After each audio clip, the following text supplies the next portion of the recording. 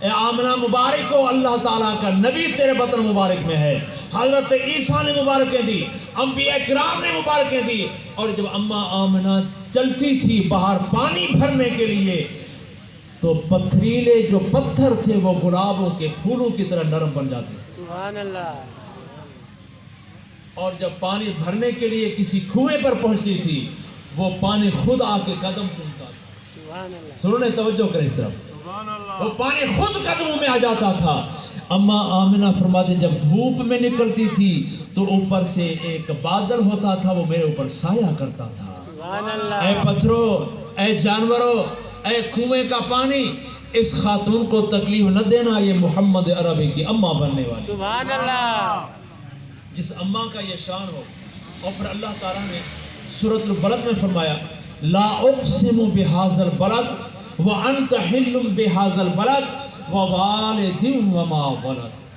اللہ نے قرآن پاک میں حضور کے اماں ابے کا ذکر کیا ہے اور فرمایا تیرے ماں اور باپ، ووالد وما ولد، فرمایا مجھے اس شہر مکہ کی قسم، پہلے بتایا حضرت نے، کسی حجر اسود کی وجہ سے نہیں، خانہ کعبہ کی وجہ سے نہیں، صفا اور مروہ کی وجہ سے نہیں، وَأَنْتَ حِلٌّ بِهَذَا الْبَلَدِ، محبوب تم جو اس شہر میں چلتے ہو تو مجھے اس شہر کی قسم۔ سبحان اللہ۔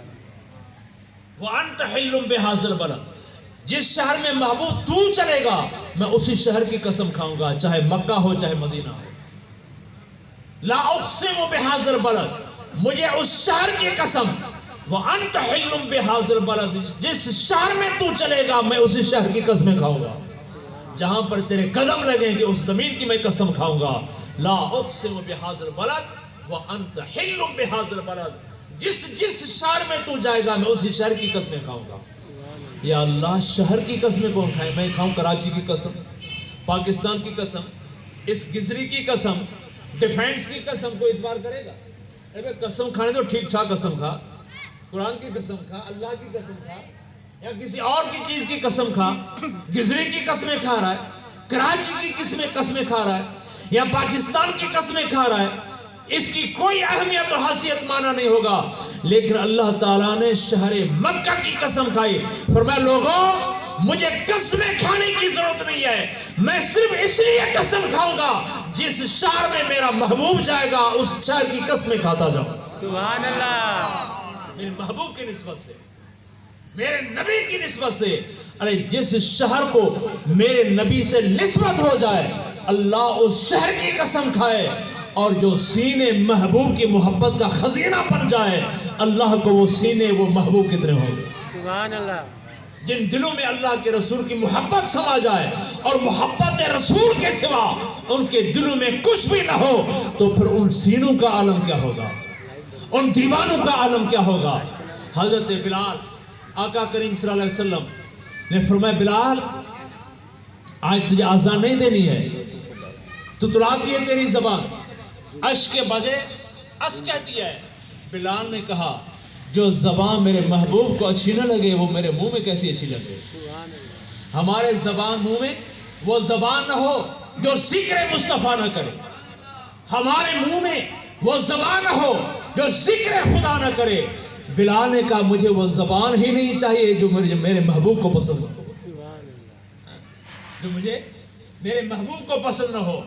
بیٹھ کے مسجد میں چھری لے کے وہاں پہ اللہ اکبر ہو کے اس زبان بلال کی کٹ جائے گی، کاٹ کے پھینک دوں گا اس زبان کو جس کو میرے نبی نے پسند نہیں کیا۔ اور صبح کا انتظار کرتے رہے، اذانوں کا انتظار کرتے رہے، صحابہ کرام سو سو کے تھک گئے، کروٹیں بدل بدل کے تھک گئے اور خوف زد ہو گئے کہیں قیامت تو نہیں آ گئی، رات نہیں بیت رہی، صبح صادق نہیں ہو رہا، کیا ہو گیا؟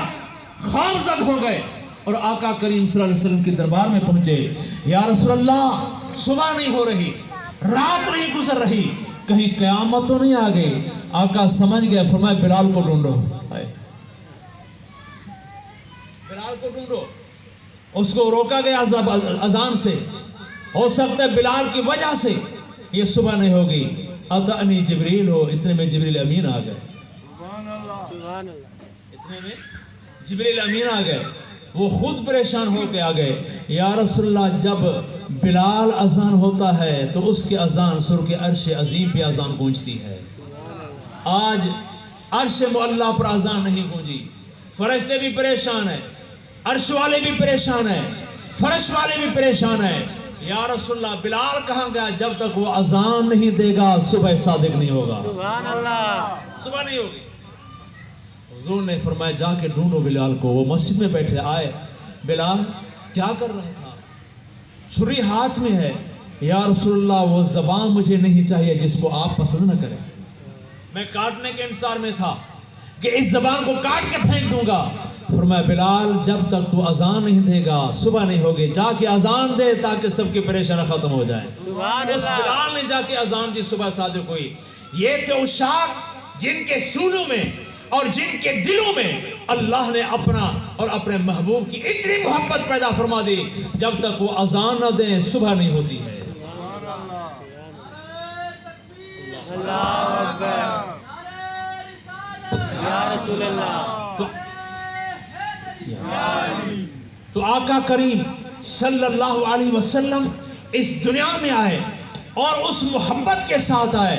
فرمایا لا یؤمن احدکم حتی اکون احب الیہ من والدہ و ولدہ والناس اجمعین۔ لوگوں سن لو، محبت اولاد سے بھی ہوتی ہے، وطن سے محبت ہوتی ہے، مال و دولت سے محبت ہوتی ہے، وزارت و تجارت سے محبت ہوتی ہے، وزارت عظمیٰ سے محبت ہوتی ہے۔ جب میرے محبوب کی محبت آ جائے، ساری محبتوں کو چھوڑ کر میرے نبی کی محبت کا رشتہ قائم رہے۔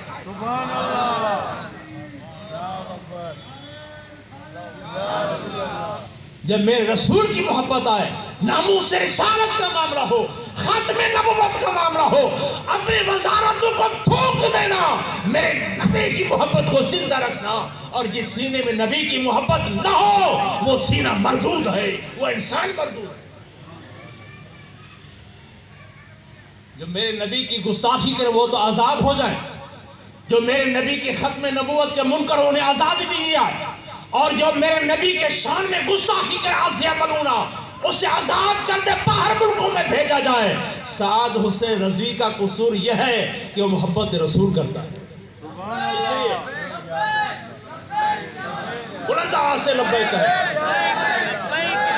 لبیک لبیک لبیک لبیک یا رسول اللہ، لبیک لبیک یا رسول اللہ، لبیک لبیک یا رسول اللہ۔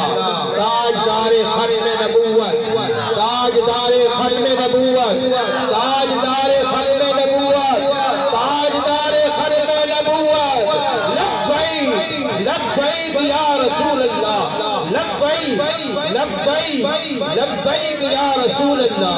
نعرہ تکبیر، نعرہ رسالت، علماء اہل سنت۔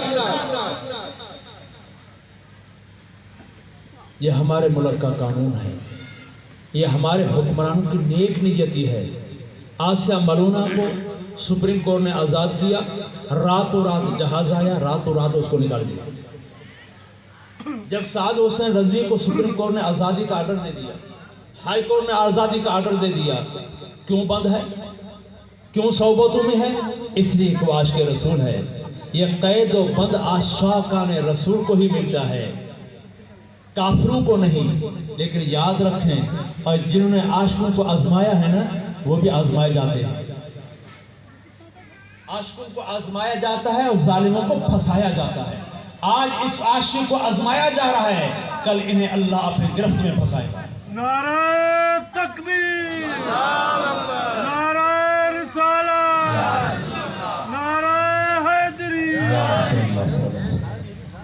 ہمارے حکمرانوں کو حیا ہونی چاہیے کہ جب آرڈر ہو گیا تو ان عاشقان رسول کو قید و بند رکھنے کا کوئی جواز نہیں ہے۔ آسیہ ملونہ خبیثہ آزاد ہو جاتی ہے، اس کے لیے انتظامات ہو جاتے ہیں، تو عاشقان رسول کے لیے کیوں انصاف نہیں ہو سکتے؟ انشاءاللہ یہ آزاد ہو جائیں گے، یہ ملک بھی ہمارا آزاد ہو جائے گا ان ظالموں سے۔ تو آقا کریم صلی اللہ علیہ وسلم اس دنیا میں آ کر ہماری گردنوں سے غلامی کی زنجیروں کو توڑا ہے، غلامی کی زنجیروں کو توڑا ہے، خوف کو نکالا ہے، آزادی دلالی ہے. اور پھر خادم حسین رضوی نے رحمہ اللہ نے یہ نعرہ دے کر ہمارے دلوں کے اندر ایک ولولہ پیدا کر دیا. جو صحابہ حضور کے بلاوے کو سنتے تھے تو وہ کیا کہتے تھے؟ لبیک لبیک لبیک. یہ خادم حسین رضوی کا دیا ہوا نعرہ نہیں ہے، یہ کسی عام نعرہ نہیں ہے. اور کسی نے نعرہ لگایا روٹی کپڑا اور مکان، اور کسی نے نعرہ لگایا قرض اتارو ملک سنوارو، اور کسی نے نعرہ لگایا تبدیلی آنری تباہی آ گئی ہے. لیکن خادم حسین رضوی نعرہ دیا لبیک لبیک لبیک. تبدیلی آ نہیں گئی، تباہی آ گئی ہے، مہنگائی آ گئی ہے، شامتیں مصیبتیں آفتیں آ گئی ہے. لیکن صحابہ کرام کے اس نعرے کو زندہ کیا ہے تو خادم حسین رضوی نے زندہ کیا ہے. ابو بکر نے بھی یہی کہا لبیک یا رسول اللہ. حضرت عمر نے کو جب بلایا تو کہا لبیک یا رسول اللہ. حضرت عثمان کو جب بلایا کہا لبیک یا رسول اللہ. حضرت علی کو جب بلایا کہا لبیک یا رسول اللہ. جس کسی صحابی کو میرے کملے والے آقا بلاتے تھے وہ کہتے تھے لبیک لبیک لبیک.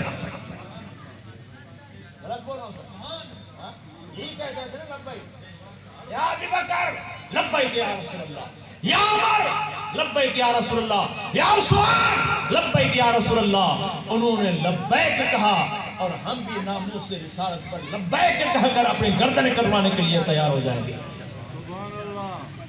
یہ ہماری زندگی امانت ہے، یہ ہماری زندگی امانت ہے، یہ ہماری جوانی امانت ہے. اور اس امانت کو محبت رسول میں کٹوانا بھی سیکھتے. جب تحفظ ناموس رسالت کا معاملہ آ جائے، جب ختم نبوت کا معاملہ آ جائے، جب آقا کریم صلی اللہ علیہ وسلم کی شان میں گستاخی توہین کرنے والے کتے پھونک دے جائیں تو پھر اس امانت کو ہم ہتھیلی رکھ کر سامنے پیش کر دیں گے. ایک جا نہیں.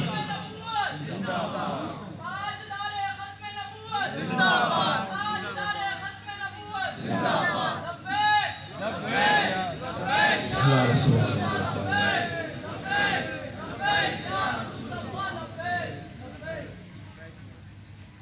ہر موسیٰ کے دور میں فرعون پیدا ہوتا ہے، ہر نمرود کے دور میں ابراہیم پیدا ہوتا ہے، ابو جہل ابو لہب کے دور میں محمد عربی پیدا ہوئے. اور جب کسی نے فتنہ اٹھایا اس کے لیے اللہ پاک کوئی نہ کوئی مجدد ضرور بھیجتے ہیں. اللہ تعالیٰ مجدد ضرور بھیجتے ہیں. تو میرے پیارے بھائیوں، ہم اپنے ذہنوں میں یہ بات راسخ کر دیں کہ آقا کریم صلی اللہ علیہ وسلم کی محبت میں جئیں گے، آقا کریم صلی اللہ علیہ وسلم کی محبت میں مریں گے. یہ اپنی زندگی کا اصول بنا لیں. اللہ تعالیٰ سے یہی دعا کر دیں یا اللہ ہمیں زندہ رکھنا ہو تو بھی محبت رسول میں، جب ہمیں موت آئے تو بھی محبت رسول میں موت آئے. آج کل بہت فتنے سر اٹھا رہے ہیں. قادیانیت کا فطرہ ہے، ختم نبوت کا مسئلہ ہے، شان رسالت کا معاملہ ہے، اور بہت سارے ایسے معاملات ہیں.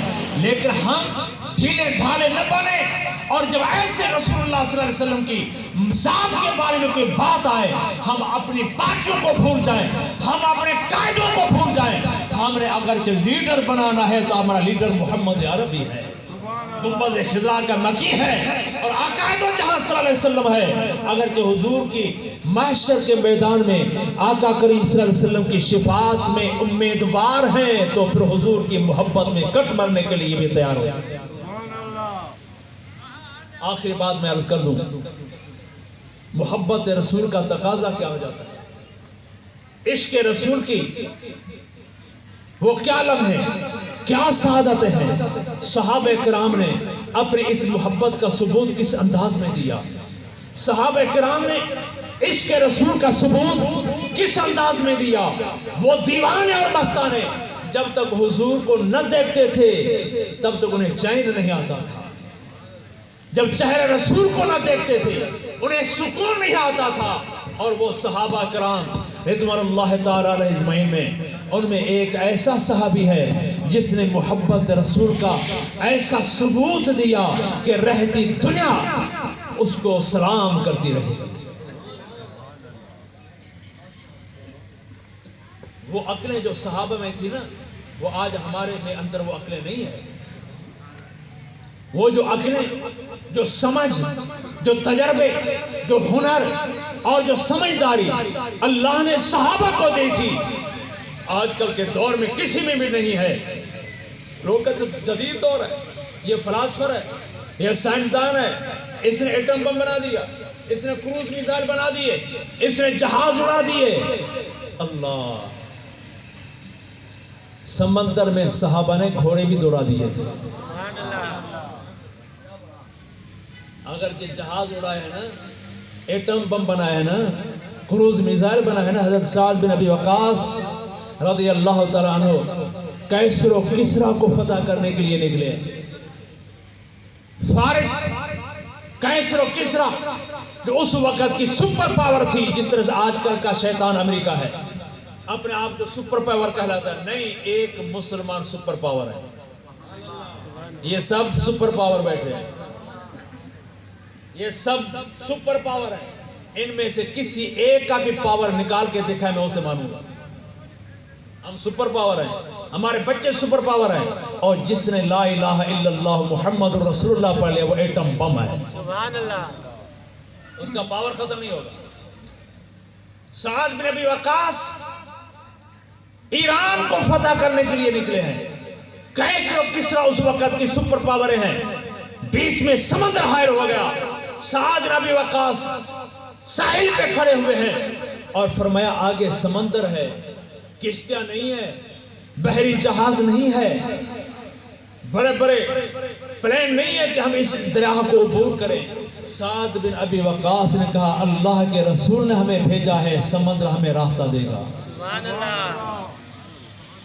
اللہ کے نبی نے ہمیں بھیجا ہے اور اس نے بشارت دی ہے کیسر و کسرا فتح ہوگا، اور کیسر و کسرا کے جو کنگن ہیں وہ میرے صحابی کے ہاتھوں میں ہوں گے. ہمیں ضرور کیسر و کسرا فتح کرنا ہوگا، اس فارس کو فتح کرنا ہوگا. اور سمندر میں گھوڑے دوڑا دیے اور پار نکل گئے، کوئی بھی نہیں ڈوبا. سبحان اللہ. تم تو جہاز اڑائے ہیں، پلین اڑائے ہیں، ایٹم بم بنائے ہیں، کیا بنا سکتے ہو؟ میرے صحابہ نے تو گھوڑے دوڑا ہے سمندر میں. ہاں؟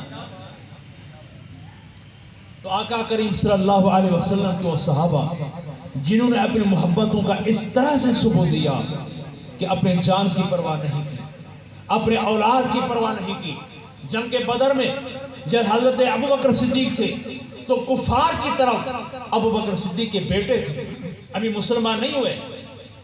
ابوبکر کا بیٹا ابھی مسلمان نہیں ہوا ہے اور ابو جہل کی صفوں میں ہے، ابوبکر محمد عربی کی صفوں میں.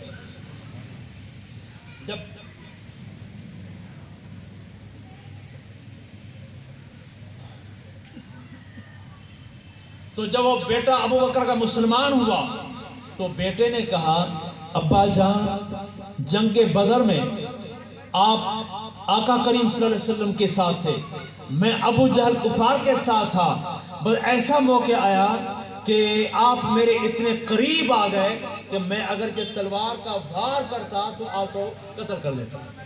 بیٹا کہہ رہا ہے ابوبکر سے، ابوبکر کا بیٹا اپنے باپ سے کہہ رہا ہے اتنے قریب آئے، اتنے نشانے پر آئے، اگر کہ میں تلوار کا وار کرتا آسانی سے آپ کو مار دیتا، لیکن ابا میں نے لحاظ کیا آخر تو میرا باپ ہے. باپ سمجھ کے ہاتھ روک دیا. حضرت سیدنا ابوبکر صدیق غصے میں آ گئے، اتنے غصے میں آ گئے، خوف زدہ ہو گیا بیٹا. کہا بیٹا تو نے مجھے اپنا باپ سمجھ کے چھوڑ دیا، اللہ کی قسم اگر کہ تو میرے سامنے ہوتا بیٹا سمجھ کے نہیں چھوڑتا، محمد عربی کا دشمن سمجھ کے مارتا. سبحان اللہ. تو نے مجھے باپ سمجھ کے چھوڑ دیا، اگر کہ میرے سامنے ہوتا مجھے موقع ملتا بیٹا سمجھ کے نہیں چھوڑتا، میں اپنے آقا کا دشمن سمجھ کے تجھے مار ڈالتا. یہ ہے محبت رسول، یہ ہے عشق رسول کہ حضور کی محبت میں سارے رشتے ختم ہو جاتے ہیں، صرف محبت کا رشتہ رہتا ہے. باپ بیٹے کا رشتہ ختم ہو جاتا ہے، بھائی بھائیوں کا رشتہ ختم ہو جاتا ہے. رشتہ صرف یہ ہوتا ہے کہ لا الہ الا اللہ محمد رسول اللہ کلمہ پڑھ لیا، سارے رشتے جڑ گئے، سارے رشتے جڑ گئے. تو انہی صحابہ میں ایک صحابی کا ذکر جو مجھے بار بار کہا گیا، حضرت عکاشہ. آئے دل سے سننا اس واقعے کو اور پھر یاد بھی رکھنا ہے. زندگی رہی اگلے سال پھر اس جگہ پر ملیں گے، میں آپ سے پوچھوں گا آپ کو واقعہ یاد ہے کہ نہیں. اگر جو اللہ نے زندگی آپ رہے میں رہا. حضرت عکاشہ، کیا نام ہے؟ نام بھی یاد رکھیں. حضرت عکاشہ. اے عکاشہ، تیری جوتیوں کی مٹی مجھے مل جائے نا، میں اپنے آنکھوں میں سرما بنا کے ڈالوں. آقا کریم صلی اللہ علیہ وسلم بیماری میں علیل ہو جاتے ہیں. دو صحابہ کا سہارا لے کے آقا کریم مسجد نبی میں تشریف لائے. دو صحابہ کے کندھوں میں ہاتھ رکھ کے آقا مسجد نبی میں تشریف لائے. پاؤں لڑکھڑا رہے تھے، منبر شریف پہ بیٹھے اور سارے صحابہ کو بلایا، اہل مدینہ کو بلایا اور فرمایا، اے میرے صحابیوں، اے انصار و مہاجرین، اے اہل مدینہ، میں آپ سے پوچھتا ہوں میرے اوپر کسی کا کوئی بھی حق ہو وہ مانگ لے. میرے پر کسی کا کوئی حق ہو وہ طلب کر لے، وہ مجھ سے مانگ لے، بتا دے تاکہ میں اس کا حق ادا کروں. کسی کا قرضہ ہو، کسی کا کوئی معاملہ ہو، کسی کا کوئی بدلہ ہو. ایک مرتبہ حضور نے فرمایا، سارے صحابہ جن کی صبح نہیں ہوتی تھی حضور کے دیکھے پہ گئے، وہ کچھ دنوں کے لیے حضور کو نہ دیکھ پائے. اور پھر حضور کی لالچ، آقا کریم صلی اللہ علیہ وسلم کی تکلیف صحابہ کرام سے کیسے دیکھی جا سکتی تھی. صحابہ کرام تو پہلے سے جانے دے بیٹھے تھے، ان کے دماغ شل ہو چکے تھے حضور کے فراق میں، حضور کی محبت میں. وہ پہلے غم و اندوہ میں ڈوبے ہوئے تھے اور پھر حضور کو اس حالت میں آتا ہوا دے کے مزید غموں کے پہاڑ ان کے اوپر ٹوٹ پڑے. اور پھر حضور کا فرمانا، مجھ سے کوئی حق مانگتا ہو وہ مجھ سے حق مانگ لے. جس کسی کا بھی کوئی بھی حق میں اوپر ہو وہ مجھ سے حق لے لے. ایک مرتبہ فرمایا خاموش ہے. دوسری مرتبہ پھر فرمایا کہ مجھ سے کوئی کسی کا کوئی حق رہ گیا ہو وہ مجھ سے حق لے لے. تیسری مرتبہ پھر فرمایا، اے میرے غلاموں، میرے اوپر کسی کا کوئی حق ہو تو مانگ لے، لے لے. حضرت عکاشہ کھڑے ہو گئے. حضرت عکاشہ کھڑے ہو گئے، یا رسول اللہ صلی اللہ علیہ وسلم، آپ پر میرا حق ہے، میں آپ سے وہ حق طلب کرتا ہوں، مجھے وہ حق دے دیں. حضور نے فرمایا، عکاشہ قریب آ. کیا مانگتا ہے؟ حضرت عکاشہ نے عرض کیا، یا رسول اللہ صلی اللہ علیہ وسلم، کسی جنگ میں تھے، افراتفری کے عالم میں آپ کے ہاتھ میں چھڑی تھی اور آپ اپنے سواری کو مار رہے تھے یا اس کو ہلا رہے تھے. یا رسول اللہ، وہ آپ کے ہاتھ کی چھڑی میری پیٹھ کے اوپر لگ گئی تھی، میں وہ بدلہ چاہتا ہوں. سوچ دیکھیں، اس کے دل کے ارمانوں کو دیکھیں. عکاشہ کیا چاہتے تھے وہ اس کے دل میں تھا، اسے کون جانے. یا رسول اللہ، آپ کے ہاتھ سے لگنے والی چھڑی میری پیٹھ کے اوپر لگی تھی. یا رسول اللہ، وہ چھڑی لگا کر میں اپنا حق لینا چاہتا ہوں. صحابہ کرام حیران ہو گئے، عکاشہ کر کیا رہا ہے؟ عکاشہ کر کیا رہا ہے؟ یہ اپنے ہاتھوں سے چھڑی حضور کی پیٹھ پر مارے، حضور کی پشت کے مبارک کے اوپر عکاشہ اپنے ہاتھ سے مارے گے. حضور نے فرمایا، عکاشہ یہ چھڑی لے لے، اپنا بدلہ لے لے. عکاشہ اس کے، یا رسول اللہ، مجھے وہی چھڑی چاہیے جو مجھے لگی تھی، مجھے وہی چھڑی چاہیے جو مجھے لگی تھی. حضور نے فرمایا، گھر پہ پڑی ہے. فرمایا، بلال جا فلاں جگہ پر وہ چھڑی پڑی ہے، میری لخت جگر فاطمہ سے کہو وہ چھڑی اٹھا کے دے. وہ عاشق تھا بلال. وہ بلال تھا جس نے ایسا سودا کیا کہ امیہ بن خلف اس کو خرید نہ سکا. بازار مصطفیٰ میں جو بک جاتا ہے نا وہ پھر بکتا نہیں ہے, وہ انمول ہو جاتا ہے. جب بکا نہ تھا تو کوئی پوچھتا بھی نہیں تھا, جب بکا نہ تھا تو کوئی پوچھتا بھی نہیں تھا. یا رسول اللہ آپ نے خرید کر انمول کر دیا. حضور کے دربار میں جو صحابی بک جاتے ہیں نا, حضور جنہیں لے لیتے ہیں دنیا کی کوئی طاقت انہیں خرید نہیں سکتی. وہ انمول ہو جاتا ہے, وہ انمول ہو جاتا ہے. اس کو اللہ اور اللہ کے رسول خرید لیتے ہیں. اب دنیا کی کوئی طاقت اسے نہیں خریدی. اور حضرت بلال کو جب حضور نے خریدا تو اسے کون اور خرید سکتا تھا. بلال گھر پہ گئے اور کس طرح سے پہنچے ہوں گے. بلال کے دلوں کے ارمان کیا ہوں گے کہ عکاشہ کیا طلب کر رہا ہے. اور بلال نے جا کے دستخط دی. سیدۃ النساء العالمین, خاتون جنت, لخت جگر فاطمۃ الزہرا رضی اللہ تعالیٰ عنہ نے جب بلال کی حالت کو دیکھا اور پوچھا بلال آج جیسی حالت میں نے تیری کبھی نہیں دیکھی, بتا معاملہ کیا ہے. بلال نے کہا اے لخت جگر, اے جگر گوش رسول, یہ بات مجھ سے نہ پوچھیں, یہ غم صرف میرے دل میں ہے, یہ غم صرف حضور کے غلاموں کے دل میں ہے. آپ پوچھیں گی پریشان ہو جائے گی. آج قیامت ٹوٹنے والی ہے, آج ہمیں موت آ جاتی تو بہتر تھا. اس لمحے سے, اس گھڑی سے